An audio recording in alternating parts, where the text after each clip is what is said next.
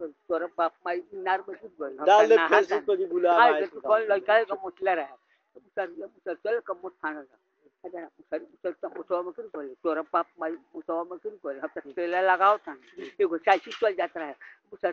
चल चाची खाना जाओ अरे मुसर चाची चक्का तरह कर तोरा बाप माई चाची चक्का तरह कर हम तक पेट मारा होता एगो कटर है मुसर चल के कांटा खाना जाओ अरे मुसर काटवा में गिर गए तोर बाप माई काटवा में गिर गए हम तो कोठा ना कोठवा होता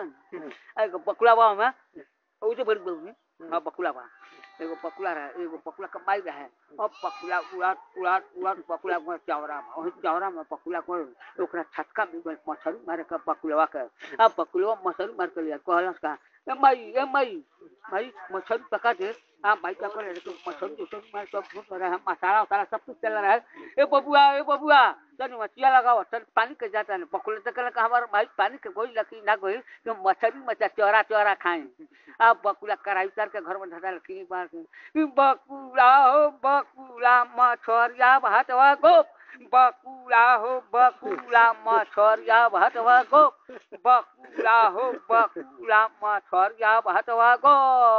बाबा सिस्को क्यों ये पत्ते का 500 रुपया हुआ हमारा जो उनके धूप में बाल्टी बनानी है भैया 500 सब पर चलो बतिया नीचे कॉल जो दे देला बताना में उधर पूछो क्या 60 साल घुस गए दोस्त